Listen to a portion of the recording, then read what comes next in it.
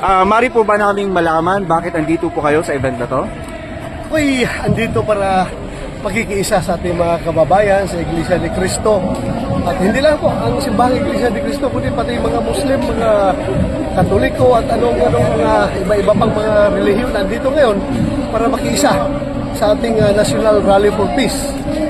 So andito po ko because the purpose of this rally is hindi panggugulo, kundi National Rally for Peace. Lahat tayo gusto ng kapayapaan. Sir, just let me clarify.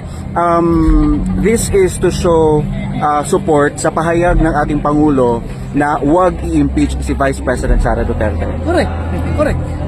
And I hope the people that are behind the impeachment at saka yung super behind na gusto talagang ma-impeach si Bibi Sara ay makikinig sa mensahe na gustong ipaparating ng ating mga kababayan na andito ngayon. Dapat makinig sila.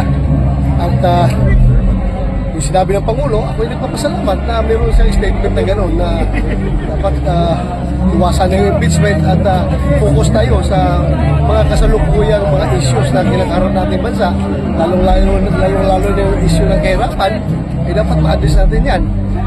Pero yun nga, as I have said, iba yung sinasabi, iba yung ginagawa. Dapat yung sinasabi ay may katumbas na aksyon, na paggawa. So sana, coordinated yun. And pwede magpapasalamat sa ating Pangulo. Sen, sakaling matuloy po yung impeachment proceedings, alam naman po natin na yung mga senador po, sila po yung magsisilbi na husgado sa magiging impeachment court. Kayo po magiging judge. Sir, yung pagdalo po ninyo, does that say na no ang inyong magiging boto para sa impeachment kay Bibi Sara? I cannot. Bahala na kayo mag-isip kung ano gusto nyo isipin.